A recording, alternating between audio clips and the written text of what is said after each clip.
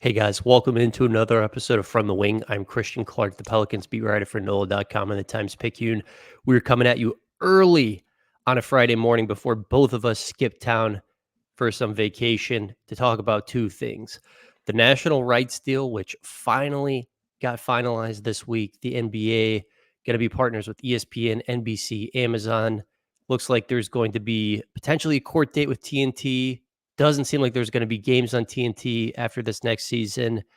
And then at the end of the show, we're going to talk about the importance of August 6th, how that relates to the Utah Jazz, who can extend Lauri Markkanen then, and how that might affect the Pelicans and maybe them deciding to explore the Brandon Ingram trade market one more time before next season starts.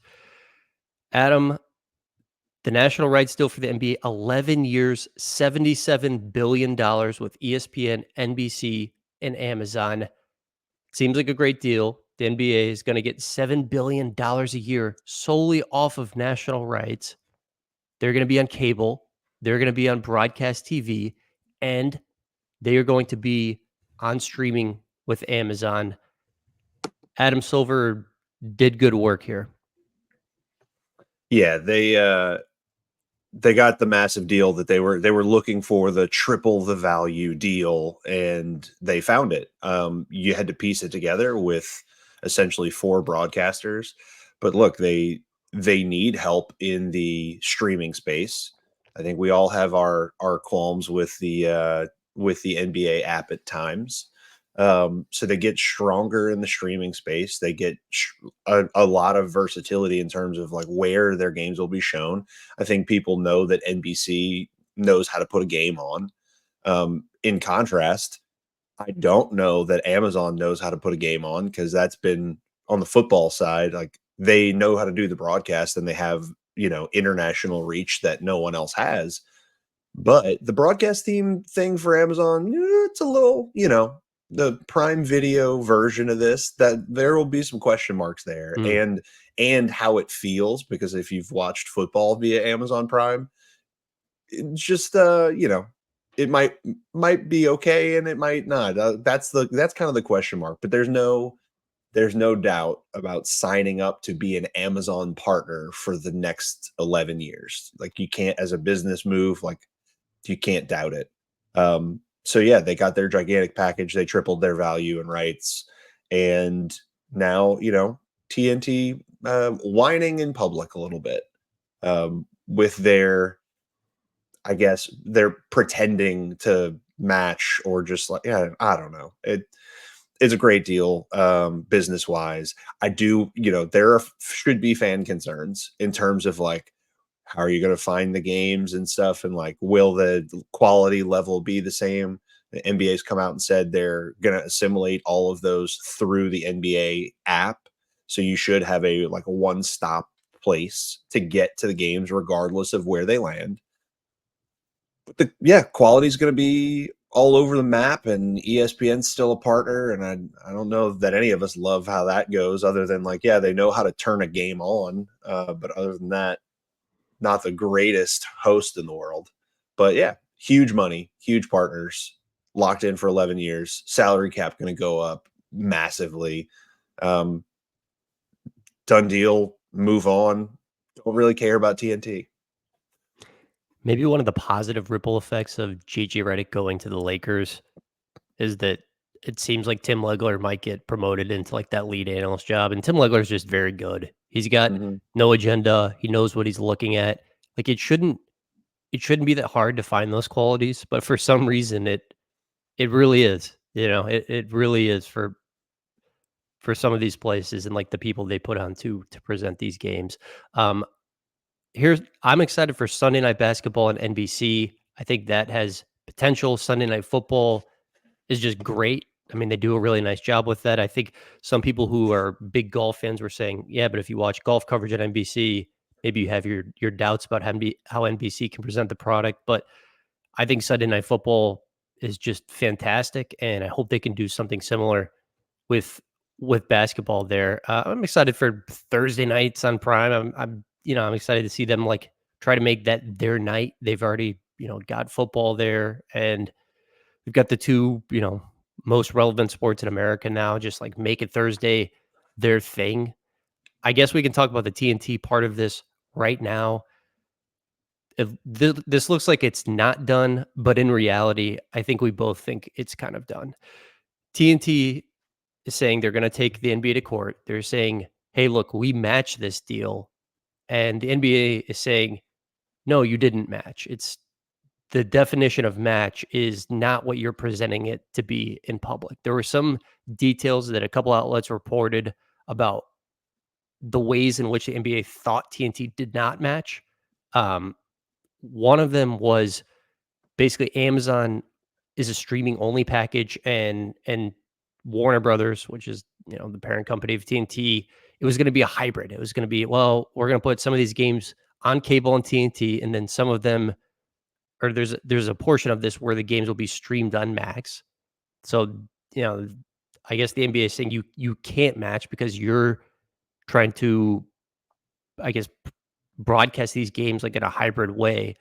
Amazon Prime just has way more subscribers than Max. I think that's like a big part of this. Like Amazon Prime just has much more reach. It's a global thing, whereas Max is kind of more, more of just like a stateside thing. And then this one was really interesting to me. I heard Bill Simmons talk about this, and then I saw it get reported later, some details on it. Apparently, Amazon basically put the money for 3 seasons of payments into an escrow account and said, hey, NBA, we have got the money ready. Like, here is all this cash. It is yours whenever you're ready to access it. And obviously, Warner Brothers can't do that because they are deeply in debt. I thought that was kind of a baller move. Like, Simmons had the proper analogy. It was like when you go to buy a house, like it was like the person who is putting the minimum amount, Warner Brothers, like 3% down, and they're going to need, a big loan from the bank versus the person who's like, yeah, we'll just give you half of it right now in cash. Yeah. So matching clauses in general in life are interesting. They come up in soccer a lot. And normally the most interesting thing around the reporting is that it's hard to find out exactly what the matching clauses mean, because it's usually a statement that says like, yeah, you have the ability by a certain date to match the provisions and trigger some sort of release or some sort of ownership. Here's the issue with matching. Just because you have the money and can do the same service does not mean that you have matched a contract. You are going to have to match every single provision that the provider that signed up with the NBA gave. So you have not matched by having the cash and the public desire for inside the NBA, which is so overblown. And it's Um, it's not even the cash. It's like we've lined up the funding with our creditors to make right. this happen. Yeah. But even if they had the cash, you have to match every single provision, and you are not going to be able to tell me that you have the reach that Amazon has. You have to tell me that you're gonna assimilate through the NBA app. You're going to give me the same money at the same time. It's going to go out exactly the same way. We're going to agree to the same marketing partners. Every little thing that Amazon said they would do, you have to be able to do. Like, that's matching. And Yeah, instead, so they we just we kind of have said, not reviewed the language in the contract, but like everything we've read and as we understand it, this is not like restricted free agency where let's just say the Pelicans don't give Trey Murphy an extension and he goes in next summer and he's a restricted free agent. The Detroit Pistons say, "Hey, look, $170 million over 4 years," and the Pelicans have 2 days to match. And if they decide to match that dollar figure, he's a Pelican, and if they don't, he's a Piston. What you're saying is it's it's not like that in this instance. no, it's you do not just get to say, "Oh yeah, we'll do that." It doesn't work that, because you can't fundamentally Warner Brothers Discovery is not fundamentally changing their business to be aligned like Amazon overnight. It's not happening. And just the more important thing here, David Zaslav, who's become like way too famous over the course of the last 2 years for destroying content in the name of profitability, over a year ago said, we don't need the NBA. And he said that publicly. And when you do that, you probably piss off the NBA.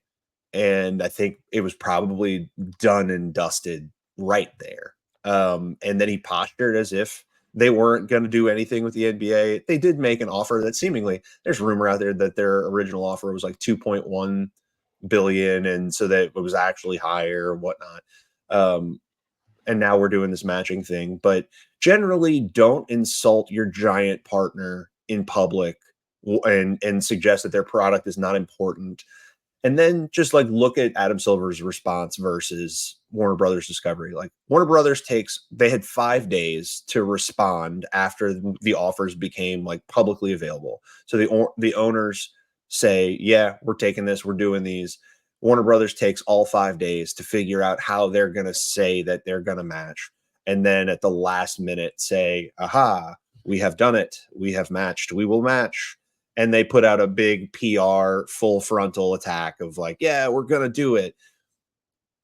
The reason that it's so public and that it's at the last second is like, we're just trying to draw this out. This is just PR bluster. And the NBA needed like 5 hours to respond and say, yeah, actually, no, bye-bye.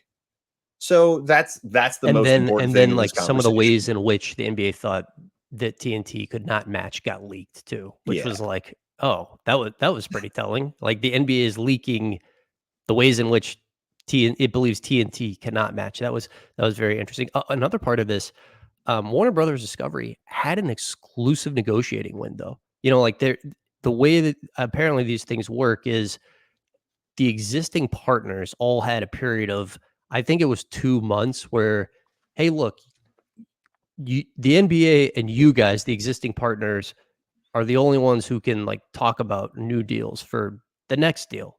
And they got through that period and there was no deal. And then I think when you get out of that exclusive negotiating window and there's no deal, obviously, you know, maybe you're going to be concerned. Maybe it was a little hubris that you got outside of that window and you didn't have something and you thought you might be able to get something. Um, it seems like to me too, while Warner Brothers Discovery is trying to match the Amazon one right now, it seems like it was kind of between NBC and Warner Brothers Discovery to me, because it seemed like the NBA was just going to do Amazon no matter what, because it wanted to be in business with this, you know, like, Globo Mega Giant. yeah, exactly. Like it wants the 200 million Amazon Prime subscribers across the world. It wants, you know, I'm sure like they're going to get access to like all of our data in the way they never could when we were just watching these games on cable. Like it's going to be, I think, very advantageous for the NBA to have a partner that is this, you know, tech company that has its tentacles in like everything we do. So it seemed like it was between NBC, which is there's going to be an over there broadcast component of their deal with the NBA with obviously NBC, but also streaming on Peacock and Warner Brothers, and went to NBC. Yeah, do not underestimate the portion of Amazon that is Amazon Web Services and Amazon's servers and hardware and infrastructure that they are the best in the world at, that no one else can ever come close to, that now is going to be partnering with the NBA. One of The, the things I've read about too, and then I don't even know if anybody cares about this, but like Amazon is very sophisticated in the way they can advertise to you, right? Like they can like almost customize the advertising that you're going to see when you're watching a game, and it's much more effective at getting you to buy stuff rather than just like showing everybody the same Dove soap ad or whatever, right? I right. mean, I just think, yeah, there's all these reasons the NBA would want to be in business with Amazon. Yeah, maybe not a superior uh, broadcast presenter, but definitely a superior technical partner, broadcaster, business partner. The other interesting thing, just one last thing on the TNT note. The other part of why I find the whole matching thing just kind of hilarious. The guy already went and bought replacement content. So Mm. after they didn't match during their exclusive window, Turner went out and bought tennis and college football that they didn't have before to replace Didn't it the like NBA. it's like renting college football, right? Yes. Yes, they are Okay. renting a part of from someone else. Yes. But they got the cheaper replacement content already. They've signed contracts on it. So like this is all just kind of hilarious bluster, and it's just for PR purposes. Like the board at like Warner Discovery, like they don't care that they don't have the NBA, but there was a lot of public uproar about not being an NBA partner anymore. And it does at least look a little irresponsible to give up live sports rights when it's the best content in the world.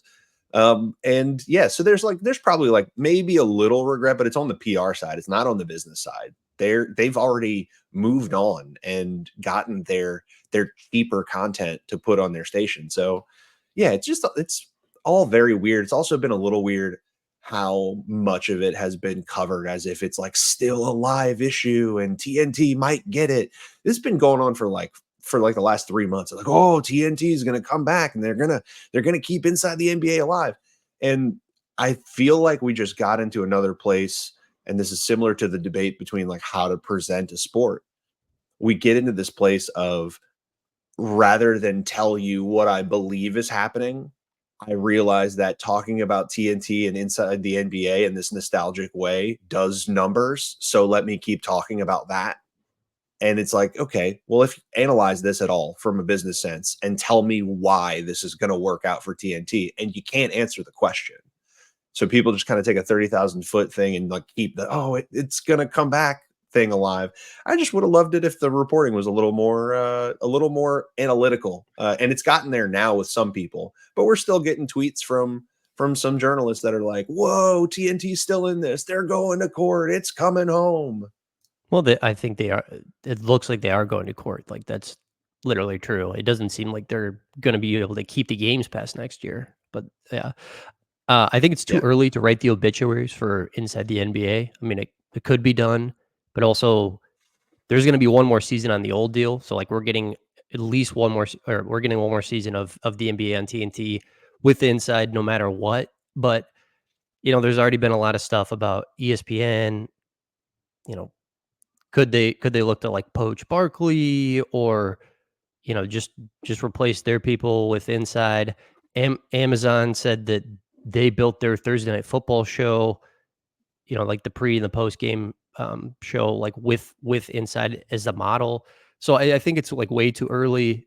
Charles Barkley still has fastball. I mean, he's still really funny. He's not at his the stage we just saw Joe Biden at or anything like that. He's far from it. The Galveston thing was great. So hold off on the TNT, the Inside the NBA obituaries. I mean, we're going to get it for one more year, and then it might exist in some form or fashion after. We have to see how this plays out. Can I Can I can I give you an can I unpopular? can I go first? Sure. Can I do an unpopular opinion real quick? Yeah, you give one, and then I'll give one. Okay, I'm gonna give one.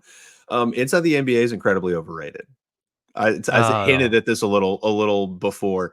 No, I'm just saying horrible, horrible take. where we're at right now, pretending like it's the only thing to talk about the NBA that anybody likes. Like it's an enjoyable thing. There's massive criticism to be had about how they talk about the actual NBA and the players, though. Like it's a very weird. It's more like they're casually our friends who are on TV and they're funny and like we like their banter more so than they're like making me better at as a basketball fan, or they're making But me it enjoy doesn't. basketball more. It's an entertainment product. If you want more of an informational About product, go basketball somewhere though. else, About basketball though. And which is an it's a lot, entertainment product. and a lot of times it's like, "Oh yeah, this guy over here, man, he sucks."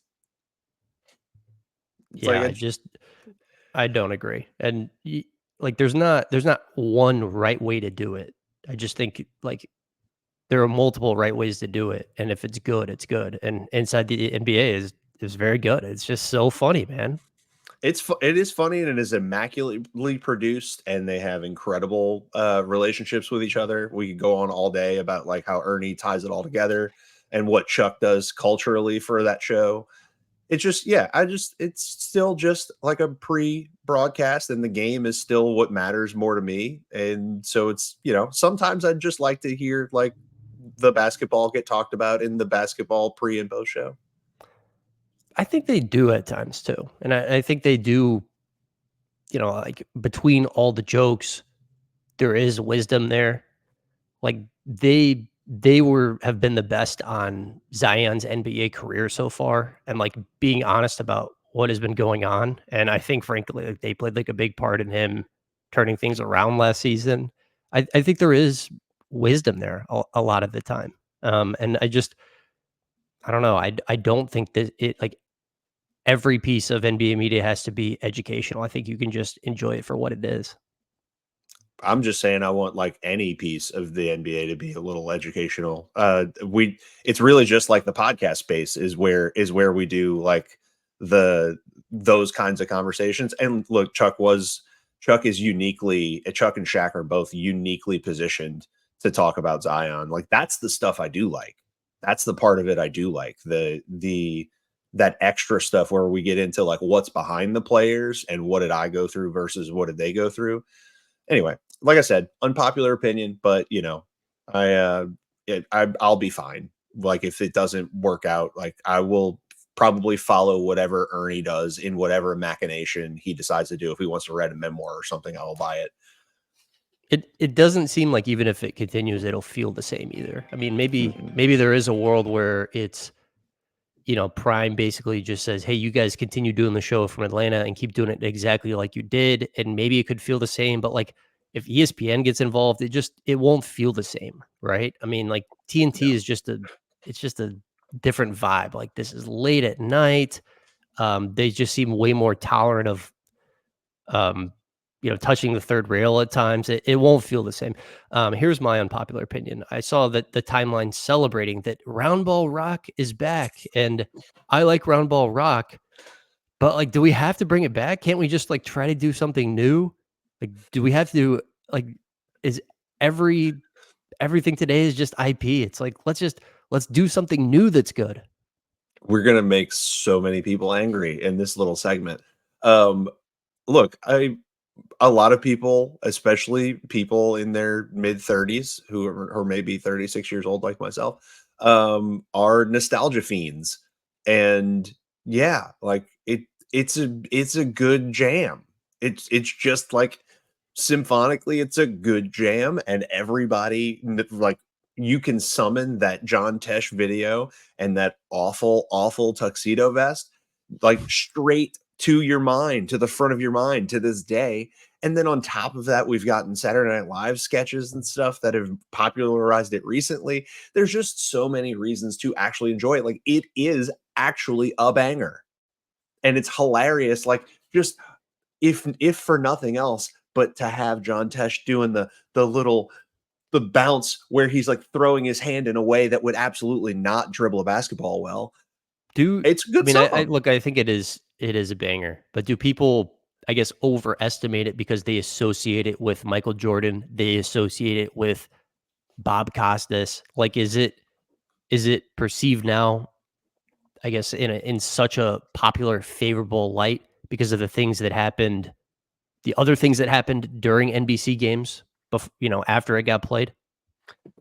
I think I think there's a whole segment of the world that now associates it with Tim Robinson more than any of those things. I think this is a combo thing. I think this is part like internet social media era, like the Tim Robinson Saturday Night Live stuff, the John Tesh's brother, basketball.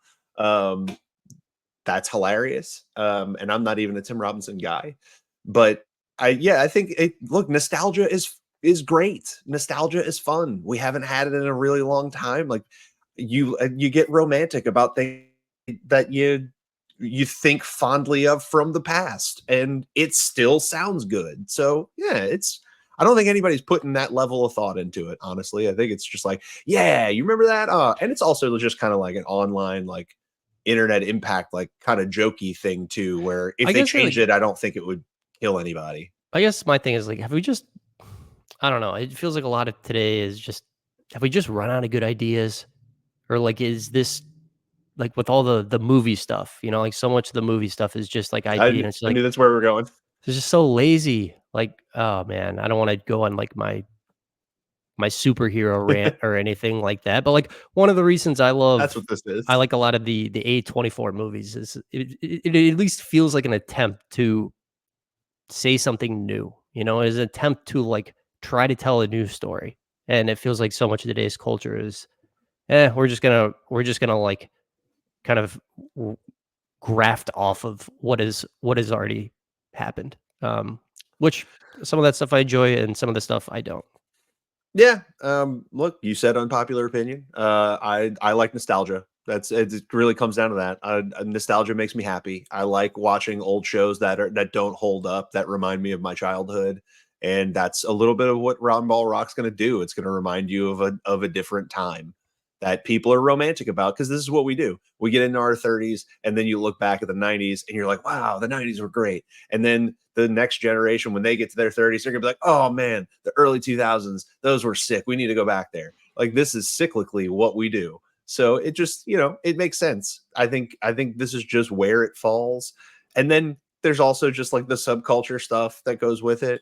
I'm with you though, in terms of like, we should try to do stuff differently and better, and that's what good businesses do, is they try to evolve, and the ones that aren't that creative just kind of cannibalize themselves over and over and over again. But we're also, like, as a consumer public, we're not that critical of of what they do. Your average fan is not really bothered when they just reuse the old stuff. Like, yeah, look, if they re-record Round Ball Rock and just like give it like a little juice, a little panache, I'm happy. All right. Let's pivot here to the importance of August 6th. What is that? About 2 weeks away now. This has been written about a lot, but this is a huge day because this is the first day when Lauri Markkanen of the Utah Jazz can get a raise and an extension. He can't get that stuff done until August 6th because of the way the contract played out. This is also 6 months to the day of the trade deadline. I have a little bit of intel on this. Um, the people I've talked to in the NBA think that the Jazz are trending towards signing Lauri up for that extension. I think Lauri wants to stay there. It sounds like just from the people I've talked to, non-Jazz people, there is a belief that this renegotiation extension will happen in Utah. And I know there's been stuff about the Golden State Warriors being interested in Lauri, but the people I've talked to in the NBA, there seems to be a belief that Lauri will be a member of, or he'll get a new contract from the Utah Jazz. And I think this is relevant to the Pelicans because, look, I think they're going to make one more kind of real attempt at moving Brandon Ingram before the start of next season. And I think it's very possible he is a Pelican um, next season, and they just kind of roll with this funky roster they've got, and maybe they try to sort it out mid-season. But I do think post Lauri decision, there was going to be an attempt from the Pelicans to at least look at the Ingram trade market one more time because look, they know this roster doesn't make that much sense. Like they know this isn't ideal. Yeah, the entire world knows, because it's strange and there's no starting center. And yeah, as good as Daniel Tice is looking in the initial Olympic buildup, he's not a starting center and he shouldn't play more than 25 minutes. And you've got him just hammered right now as the starter, which is just a wild thing in the year 2024. Yeah, so we're 11 days away from August 6th exactly. And we've mentioned August 6th before because of Lauri. And like you said, it is literally to the day the amount of time that the Jazz would have to wait if they do an extension with Lauri that day. They cannot trade him for 6 months, which drops them onto literal deadline day.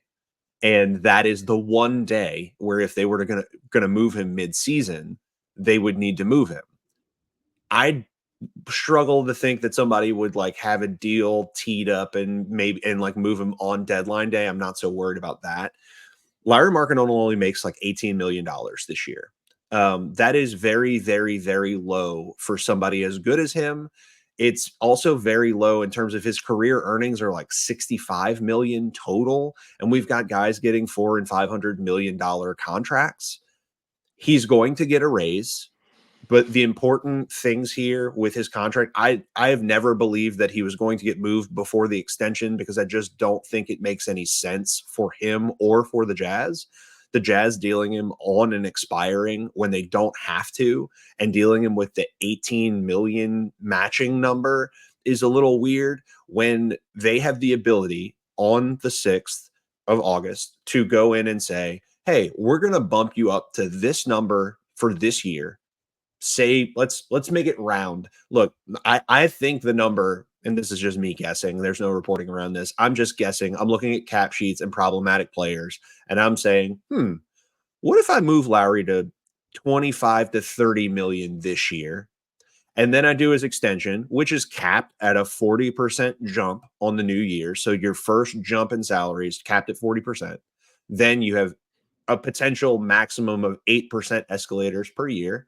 But that first year number is the really, really interesting part, because essentially what the Jazz can do is say, we'll give you a raise with our cap space, which, by the way, they have and they have maintained. They will raise him up to a number that maybe resembles a player or some salary that they're willing to match, that they think's like a good place to be. And I don't know if you guys look at salary cap tables as often as I do. There's like 7 problematic players anywhere from 25 to 28 million in annual value next year. Oh, lots of people. There's Andrew Wiggins, Chris Middleton, Jordan Poole. There's like, wow, there's more. I can't think of the names, but there's literally like 8 dudes that when you read them, you're like, whoa, okay, those are problems. So as a landing spot for a number, that makes sense. And then it's not just the 6 months. They have until July 1st to deal him on that number, so he could be a mobile asset and have the extended years in there. And it just makes sense for both parties. Lauri hasn't made any money in the NBA relative to other guys as good as him, and the Jazz have the money to give him. And the Jazz can probably get more back for him and get a better package back for him if he's a full asset with 3 or 4 more years attached to him. Yeah, so yeah, exactly. makes all the sense in the world. He's 27. He makes threes at volume and he dunks it a bunch. I mean, he's a better player than Trey Murphy, but he's kind of in this Trey Murphy mold of like everyone is looking for big players who make threes and dunk. You know, every NBA team could use a Lauri Markkanen. I know we like quibbled with his fit on the Pelicans, but like he could fit next to any type of player basically. Which is why he's such a desirable player. I think one of the things I guess quickly, if you're Lauri and you're his agent, you would probably want to wait till a few days after August 6th to sign this, right? Assuming you want to spend next season in Utah. Like if you truly want to be in Utah, you should probably wait, right? So it's like, well, look, I'm guaranteeing myself the ability to stay here past like through the remainder of the season at least. I mean, so here's my take on this at least. I don't think there's many people that like really want to be in Utah, but from his perspective, I would be saying I really want to be in Utah because I want to make sure I get the most out of this deal. I think you could absolutely threaten that day and going past the 6, like that is definitely part of your negotiation. Like they have a lot to talk about. They need to decide what is the raise, how much new money does he get? He's going to have his own incentives for, does he want to sign a full 4 years? Does he want to have a team option in there? Does he need to fight off a team option? Is he trying to get a player option? I would be interested. I'm curious at 27 years old and the cap having not jumped yet, will he want to get out a little earlier to potentially have one last contract that he signs, like one last multi-year deal in much, much larger money in a little while? Because he could. Why does nobody want to be in Utah? Are you just talking about like Donovan Mitchell? And he's a guy from the East Coast. Historically, tell me who's gone out of their way to go to the Utah Jazz and Salt Lake City and go live there. Who like do players want to go live in Salt Lake City and play for the Utah Jazz? Is that historically proven out? Yeah, I don't know. I mean, look, they have a really good coach. They've got an owner who's young, who puts a lot of money in there. It seems like a pretty good basketball situation. If you're like a person who's like, look, I don't like the vibes in Salt Lake City is just not my place. I can see that, but like I don't know Lauri that well, but he's Finnish, right? I mean, it's Yeah. it's I a mean, little that's the different than mold. Donovan Mitchell. That's the mold. But like I'm just saying, I would say a lot of things when I'm debating how to get 250 million from somebody. Yeah, And so that date, like while it's that date is important for me to use, but it's important for me to use in my negotiation for whatever I want that contract to be, more so than it is to ensure that I get to live in Salt Lake City and define my career in Salt Lake City. I think it's more about trying to figure out like how do I get exactly what I want out of this contract. Maybe that's 3 years, not four. Maybe it's I want to be at 35 million in the first year, not 30. He's fighting for those things. The dude's only made $65 million and he's yeah. worth way more than that. Another thing I've heard is that assuming Lauri gets extended in Utah, I think it is possible the Jazz are one of the teams maybe interested in Brandon Ingram here. I think they would have some interest in Brandon Ingram, assuming Lauri stays. There's two ways they could go. They can re-up Lauri and keep. I know they've like tanked. They've kind of shut people down, and they've started the seasons like almost too well for their own good, and had to like backslide a little bit. But I think if they sign Lauri back up again, they could just try to go the other way and try to be more competitive in the West. And one of the ways they could do that is go out and try to get Brandon. So I think they're a team to watch for Brandon if assuming Lauri re-ups there, which I think that he will. But I just think we're going to see generally the Ingram market pick back up after early August. That is music to my ears. I'm definitely going to be interested to follow like your reporting and everybody's around like what the Jazz interest is going to be, because I still think if I'm them, even if I resign Lowry, it doesn't mean that if I'm them, it doesn't necessarily mean I want to be good next year. It means I wanted to preserve the asset and get a better deal than is out there right now. And if you go back and look at last year, he played in like 55 games. They won 22 of them. And the 22 that they won, and this is because Lauri Markkanen is not a point guard and, is mostly like he's kind of a catch and shoot, one move dribble guy on the perimeter for the most part offensively. When they won those 22 games, it happened to also coincide with Colin Sexton's like 20-point a game scoring streak. I'm really surprised that the Jazz did not move Clarkson and Sexton, because when they play well, that's when they won games. And so, like, if you're trying to preserve the tank, those are the guys I want off the roster. I can have Markkanen out there and I can just do like what I've already done and just kind of shut him down at the end. And I could feel pretty okay about still being pretty bad and then decide what to do at the end of the year. It's weird what they're doing over there. Just I would have thought Clarkson and Sexton would have had new jobs by now.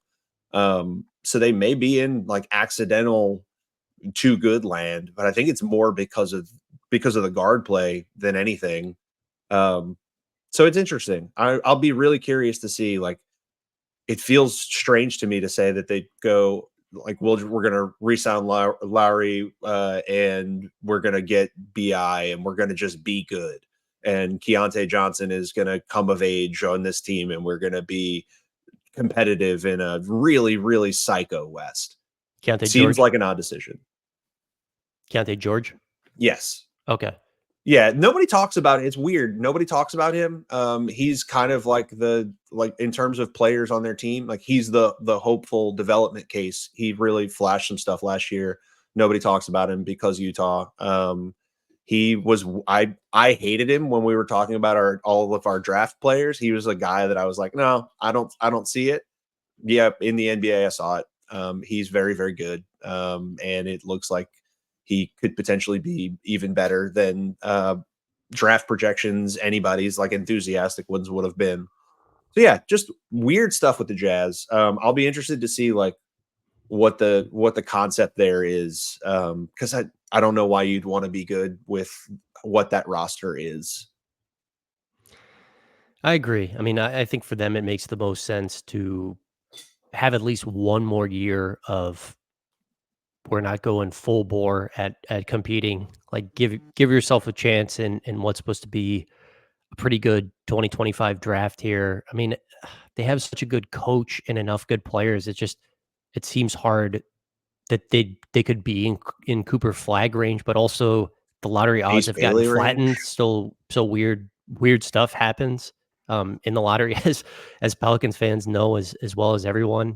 Hitting on those 6% odds and going up to number one to get Zion. So I see what you're saying.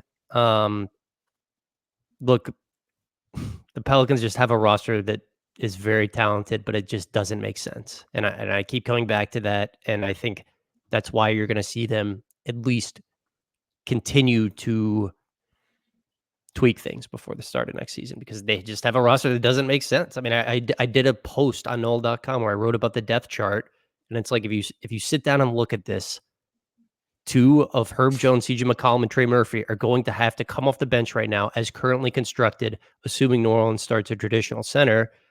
And the other way to get your best players on the court is start Zion at center, and that does not feel like a good solution to me either.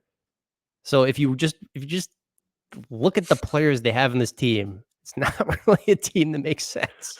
No, it's and like it's the I've had weird conversations about this for months because like more generalized fans that just kind of are a little more casual, maybe like love the Pelicans but haven't watched basketball for a really long time, are like, well, don't you just keep the guy that's super talented and just be talented and figure it out? And like this is not exactly the Miami Heat with Dwayne Wade and LeBron James figuring it out. It's not quite that kind of situation. We are going to have a fairly high usage point guard who's going to be on the ball, and then we have a giant behemoth that moves like lightning who is also going to be on the ball and a lot. And the third guy who has already been here, who's the guy we were talking about, Brandon Ingram, is also a high usage guy that needs the ball. So when the concept of basketball is like the ball needs to move around to make the defense bend so that you can find an open shot, and three of the guys want to hold on to it, um, that's a weird makeup. And then when you just have, like you said, the roster slot thing, when those three have to be on the floor, and I got four other guys who could all potentially be in the starting lineup, that's a problem because there's only two spots left. So yeah, it's weird for a lot of reasons, and I don't know how it's going to work. BI's usage already dropped by like 2% last year, and we're talking about way more than that in a DeJounte Murray world.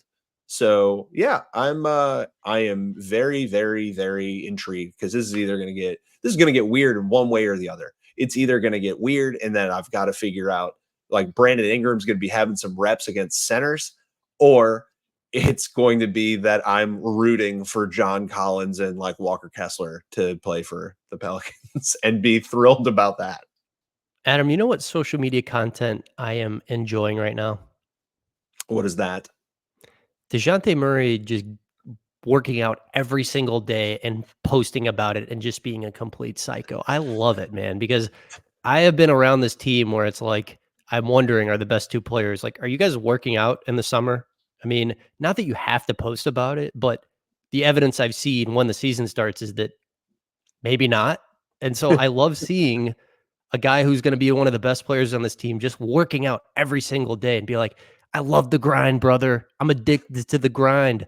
Like what happened when I was 13 years old, that's in the past, man. Like I'm going to try to be the best version of myself every single day. I love it. I am so far enjoying the DeJounte Murray is a sicko experience. Yeah, look, we've talked about this for years. We've wanted a competitive psycho around, and we have a competitive psycho. I'm there's the Hawks fans takes on that, which is hilarious at this point. Yeah, I Um, hope I don't feel a lot differently in 6 months. but they feel a certain way about it. Yeah, no, I feel like he like came into this eyes open. This wasn't like this asset haul thing where he got shipped from the place that drafted him and all that stuff. Like I think we both feel like this situation is a lot more conducive. Like it's the best situation he's joined so far in the NBA. So it's hard to be like, oh yeah, he's gonna have all the same stuff. his game on the floor has already been shifting towards what it needs to be here.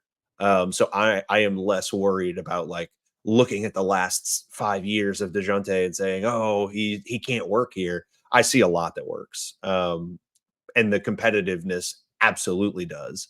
If you go look at the like stretch from Trae Young's injury to like when he came back, I think it was like April 9th. There's like a month and a half there games, and Atlanta was really, really good relative to themselves with DeJounte only. Everyone was better. And oh, at that same time, he was like the ninth highest scorer in the NBA, and Zion was 12th. So, having those two dudes on the same team should be pretty fun. We just got to figure out what the hell we're doing with the other guys in the starting lineup, because there's this thing in the it's so weird to talk about Brandon Ingram this way too, because he's such a great player. What a weird end of the year and then off season for him from where he was like even 2 years ago. It feels weird to be in this place, but I'm absolutely in this place of like, please just find him a home. Find him a home and get me anything else that makes sense on a basketball floor that can play more at the 4 and the 5, please. Please. DeJounte Murray, stay in that grind, brother. Me and Adam will not be on that grind for the next week. We're going on a vacation. We're going to take a little time off, and we'll get together before August 6th, because I think this will heat up again, but I need a Spicy. little time off. You and me both, man. I am all those country lyrics about toes in the sand and whatnot. I need all those things. All right, man. Well, enjoy your trip. Thank you guys for listening. We'll talk again soon.